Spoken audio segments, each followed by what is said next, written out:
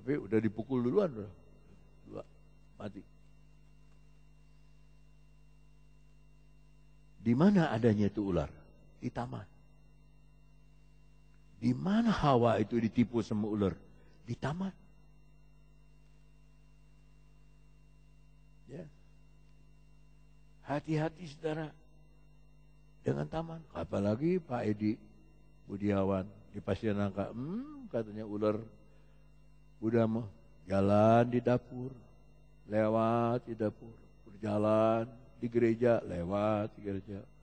Ya. Udah jadi lalu lintas. Gereja ke dapur, dari dapur ke gereja. Udah. Saya bilang, kamu enggak piara atau gimana? Apa? Dekat sawah kalau banyak ular. Musim hujan banyak ular. Inilah yang dikatakan oleh Amsal 4 ayat 14. Yang terakhir, Amsal 4 ayat 15. Belum terakhir. Jauhilah jalan itu. Itu satu-satunya jalan, saudara. Bagaimana kita tidak. Jadi Tuhan udah tahu. Wah, kalau saudara digoda pasti jatuh. Makanya satu-satunya jalan, jauhilah jalan itu. Janganlah melaluinya. Menyimpanglah daripadanya dan jalanlah terus.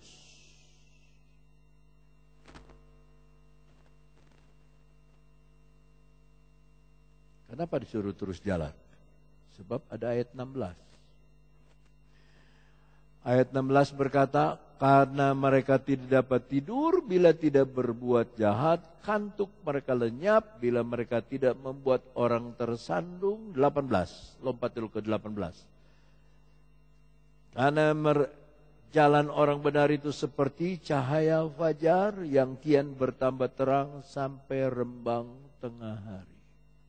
Beda, yang itu jalan orang gelap, jangan diikuti, menjauh. Sebab jalan terus kamu akan tambah lama tambah terang, tambah lama tambah terang, tambah lama tambah terang sampai menjadi rembang tengah hari. Ya. Tema Natal adalah Yesus yang ajaib. Jadi kalau saudara mau nyanyi, coba pilihlah lagu yang ada hubungannya dengan ajaib, ya, kebaikan Tuhan yang ajaib.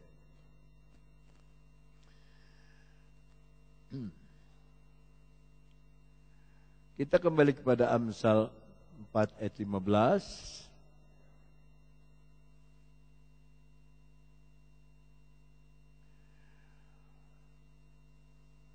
Jauhilah jalan itu. Saudara mau menjauhi jalan itu? Ada jalan itu, ada jalan ini. Kita sedang di jalannya Tuhan, di jalannya ini. Ada jalan itu, jalan yang kacau, yang membuat kepada hal yang tidak baik. Jauhilah jalan itu. Jangan melaluinya. Jangan lewat. Menyimpang daripada cepat-cepat. Balik lagi.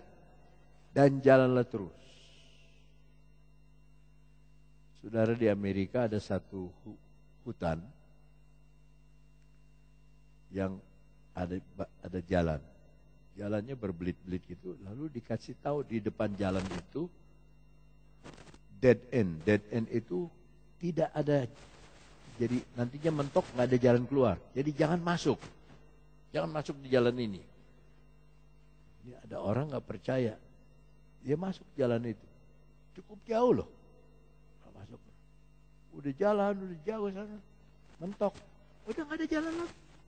Nggak bisa mundur, nggak bisa. Mundur bisa tapi nggak bisa atret begitu. Jadi dia mundur. Keluarnya pelan-pelan. Menyiksa sekali. Masuknya gampang, keluarnya susah. Mesti mundur, mesti mundur. Ya. Janganlah melaluinya, menyimpanglah daripadanya. Saya mau saudara membaca Fatsal 6 Amsal ayat 5.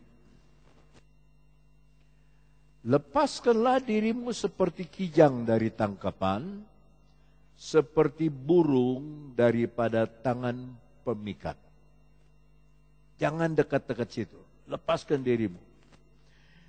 Keluaran pasal 23 ayat 7.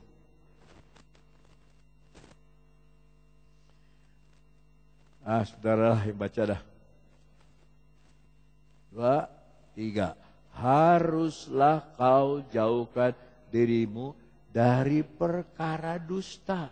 Orang yang tidak bersalah dan orang yang benar tidak boleh kau bunuh. Sebab aku tidak akan membenarkan orang yang bersalah. 14 November kemarin, supermoon. Makanya kalau pakai nama jangan pakai purnama lah. Basuki cahaya purnama. Purnama itu bulan. Ya. Basuki itu membangun. Cahaya itu terang. Purnama bulan. Membangun terang bulan. Supermoon persis tanggalnya sama. 14 November dia diperiksa. Dan tadi pagi dia sudah jadi tersangka. Pendukungnya mati-matian. Dia tetap bisa jadi gubernur. Tapi saya sedang cerita bagaimana kalau kasih nama jangan terlalu susah. Ya. Ada yang kasih nama anaknya Menai Tekail Ufarsin. Nggak tahu artinya apa. Sudah ditimbang. Baginda itu terlalu ringan adanya. Itu tapi dia main karena pokoknya ada di Alkitab aja. Ya. Nah, inilah kalau pendeta GPDI, saudaraku, nama anak pendetanya tuh macam-macam. Ada Mimbar Sitompul. Kenapa? Karena dia lahir di belakang mimbar, saudara. Maka pendetanya bilang dia dikasih nama Mimbar Sitompul.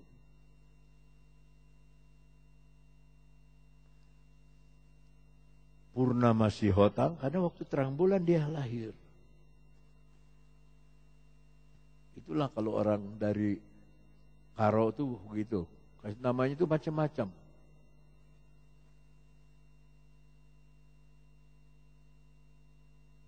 Pokoknya. Tapi dia baru meninggal ya, pendeta Surbakti.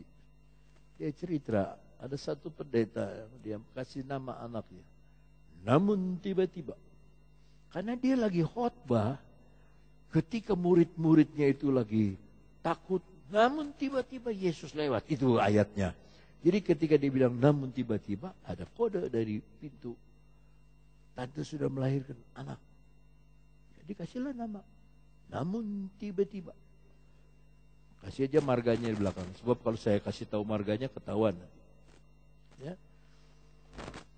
Tapi kalau saudara ikut Yesus, dia enggak tiba-tiba. Enggak tiba-tiba. Dia sudah tahu jalannya.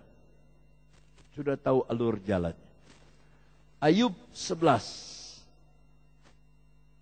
ayat 14. Jikalau engkau menjauhkan kejahatan dalam tanganmu dan tidak membiarkan kecurangan ada dalam kemahmu. 15. Maka sesungguhnya engkau dapat mengangkat mukamu tanpa celah dan engkau akan berdiri teguh dan tidak akan takut. 16 nggak ada. Bahkan engkau akan melupakan kesusahan, hanya teringat kepadanya seperti kepada air yang telah mengalir lalu. Sekarang air mata, nanti suka ria. Pujilah nama Yesus. duka cita, nanti sukacita. Udah lewat duka cita. Baru duka cita udah lewat.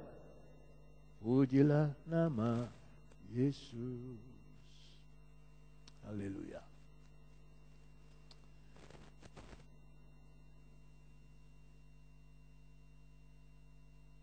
Masih ada 5 menit lagi ya. Nah, ini yang saya paling suka. Ini Ayub 22 ayat 23. Apabila engkau bertobat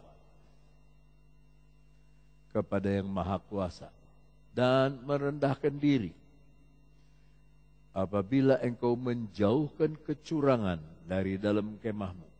24.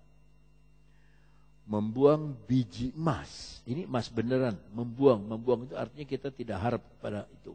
Ke dalam debu. Emas Ofir ke tengah batu-batu sungai. 25. Dan apabila yang Maha Kuasa menjadi timbunan emasmu. Nah, sekarang kita punya emas yang sesungguhnya. Yang Maha Kuasa. Dan kekayaan perakmu. 26. Maka sungguh-sungguh engkau akan bersenang-senang karena siapa? Yang Maha Kuasa. Bukan senang karena emas dunia, tapi karena Dia itu emas yang sesungguhnya dan akan menengadah kepada Allah. 27. Jikalau engkau berdoa kepadanya, Ia akan mengabulkan doamu. Dan engkau akan membayar nasarmu. 28. Apabila engkau memutuskan berbuat sesuatu, maka akan tercapai maksudmu. Coba, karena apa? Karena emas saudara itu Tuhan.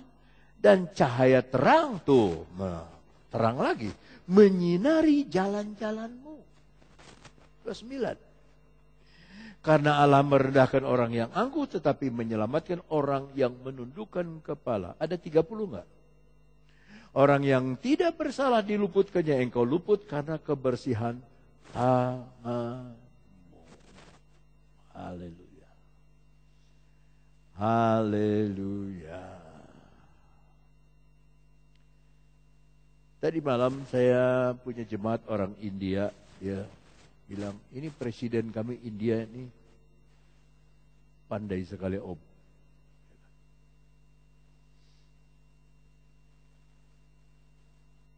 India itu penduduknya 800 juta. Dari 800 juta itu yang bayar pajak cuma 3%.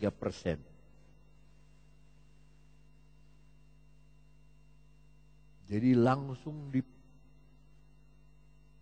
dipotong uangnya, diganti uangnya. Nah ini Desember nanti uang kita diganti yang baru.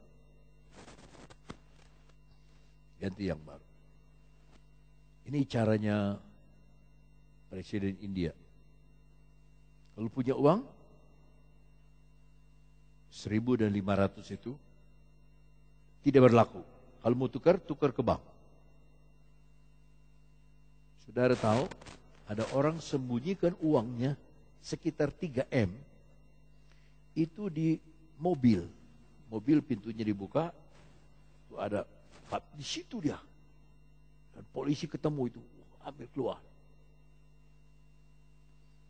Sebab kalau tidak keluar, hilang dia. Nggak laku lagi. Jadi ingin ditukar ke bank. Nah, bank tinggal jalan. Kamu dapat dari mana ini uang? Dapat dari mana? Kenapa tidak bayar pajak? Uangmu banyak. Kenapa tidak bayar pajak? Begitu kira-kira. Nah sekarang goncang. Koruptor-koruptor semua ketahuan. Koruptor-koruptor ketahuan. Xi Jinping tuh Tiongkok udah paling keras tuh, tapi masih ada juga yang korupsi. Ya. Dia punya korupsinya nggak banyak, 2 juta dolar. Langsung ditahan. Partai Komunis. Menteri apa gitu, dia menteri gitu.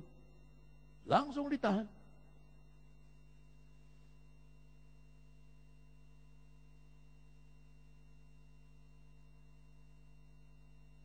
Tepat, sudah 5:30. Ada ayat 31 enggak? Enggak ada ya? Ada ayat 31 enggak? Enggak ada. Ada enggak? Enggak ada. Makanya saya bilang, udah saudara, kita berdiri bersama-sama.